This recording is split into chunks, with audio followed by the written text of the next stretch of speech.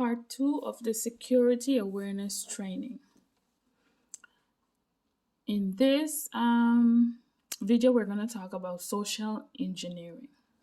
So, social engineering is a manipulation technique that exploits human error to gain unauthorized access to sensitive, private, and valuable data.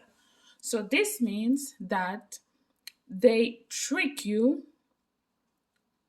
or they set up different baits in order for you to click on or to reveal some kind of information that gives them access to unauthorized data. So that is social engineering. There are different kinds of social engineering. But let's first talk a little bit about the social engineering principles. So, threat actors usually use authority, intimidation, consensus, or social proof, because when you see social proof, it's easier for you as an individual to believe.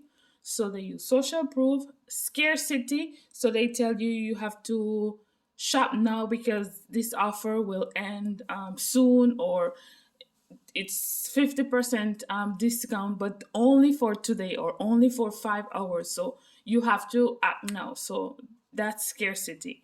Familiarity, so they will try to get close to you, to understand you. They remember, these threat actors, they spend time to study you as a person, your habits online, and so forth. So they become familiar with everything about you and your habits and the way that you usually behave online. Also, trust, they develop trust because I had an experience where I got a message through Messenger, and it says, "Hey, cuz, how are you doing?"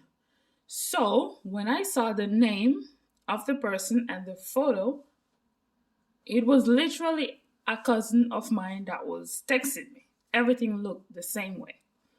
So I say, "Hey, nothing much. How have you been?" Blah, blah, blah. So we started talking. But the thing is that with threat actors, they're always in a rush, because they also have to get over with it and move on to the next victim. So in that same conversation, he said to me, "Hey, I just received my government grant.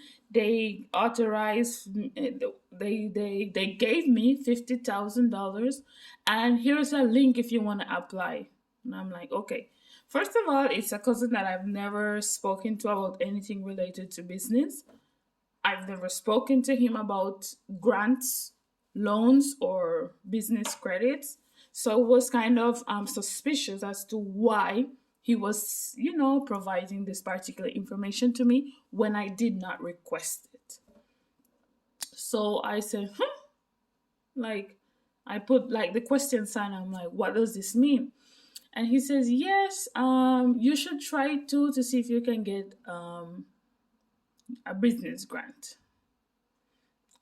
That was when I got really suspicious. So I clicked on the photo. I went to his profile page. The thing is that the Facebook was created like a few days, like 5 days ago. He didn't have a lot of pictures or anything. And something said, like, just go on the search bar. And I typed in my cousin's name. And I noticed that there are two profiles. So the legitimate profile and this profile of a person pretending to be my cousin. So I went back to the chat and I'm like, you know what? I actually used a bad word and I told them to go F themselves. No, like, this is a scam and blah, blah, blah, blah, blah.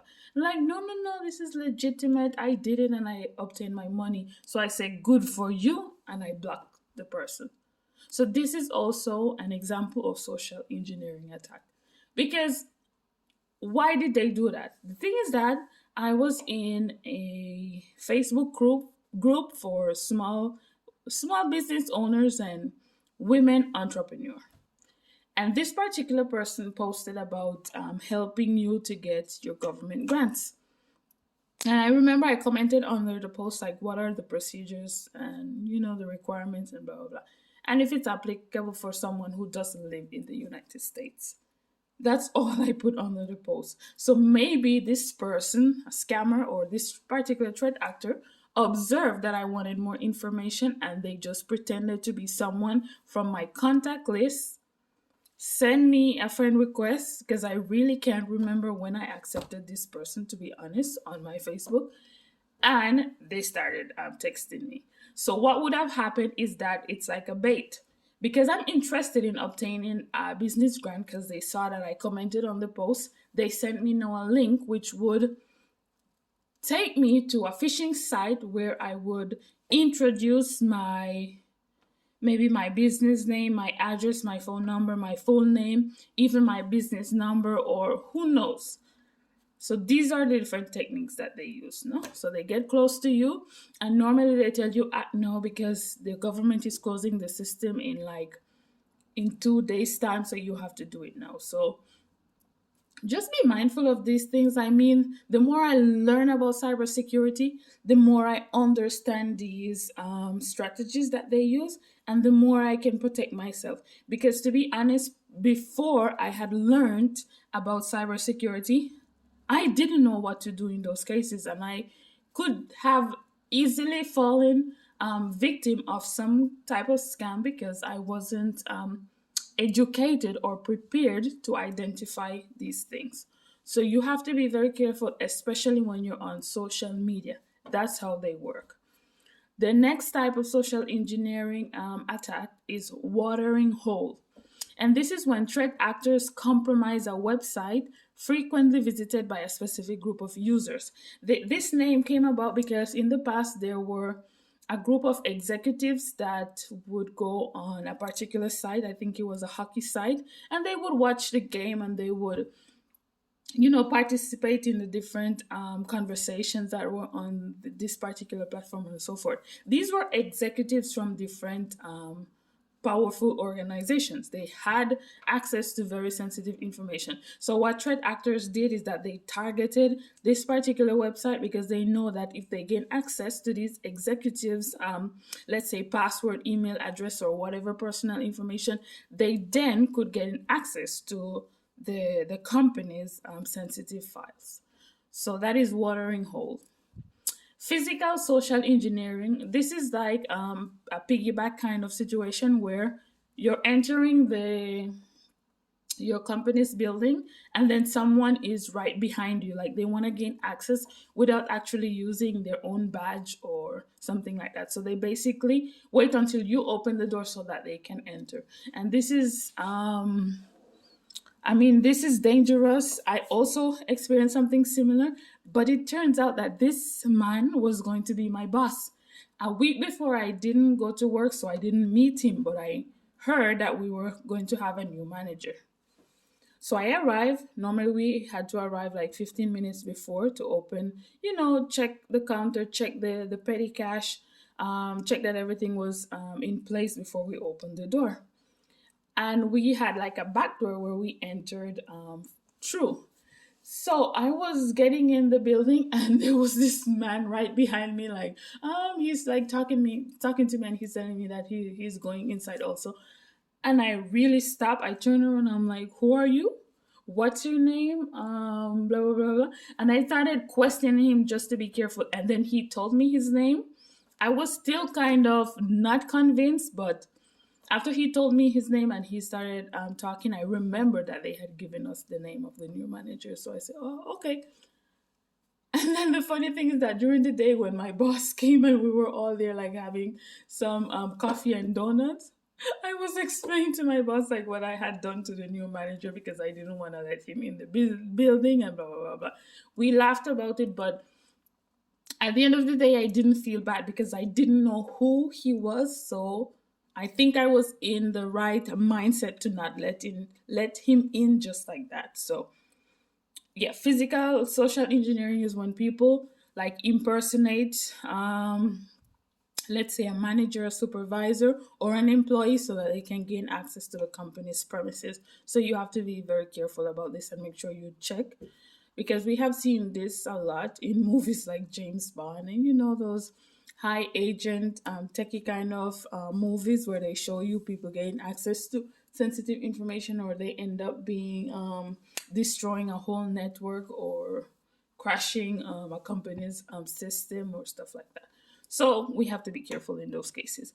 USB baiting was very popular a few years back because a lot of people used to use USB. I think people don't use USB as much today, but it's still a device that we use once in a while.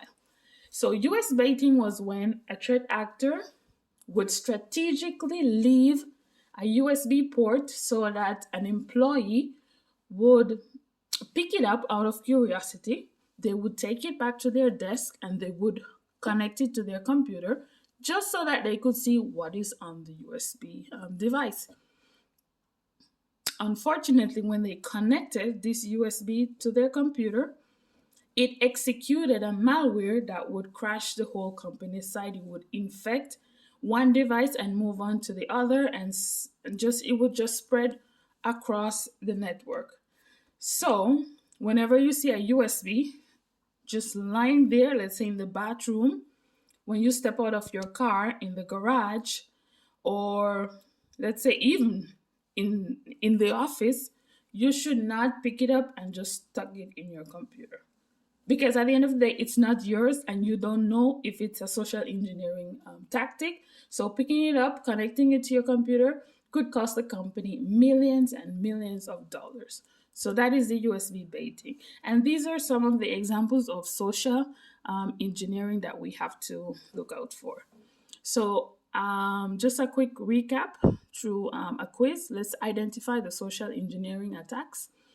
Number one says, which type of social engineering attack might involve giving away USB drives with malware loaded on them?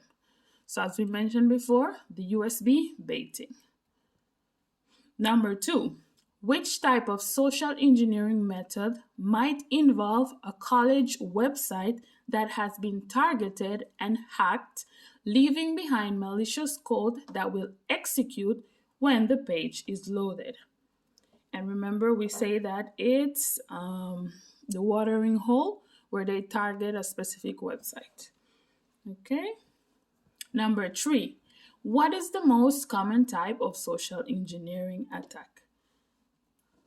Okay, the most common one, I would say between social media phishing or the USB baiting, even though USB baiting is not so common these days, but social media phishing, because we put a lot of information on social media and it's very easy for threat actors to target us that way. So yeah, I would go for the social media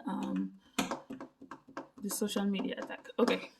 Number four, a forgetful employee leaves their work ID at their favorite cafe.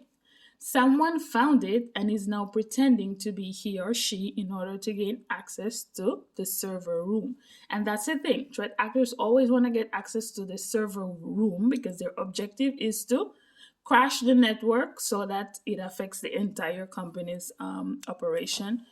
Yes, so that would be the physical social engineering attack, where they pretend to be someone legitimate to gain access to the premises.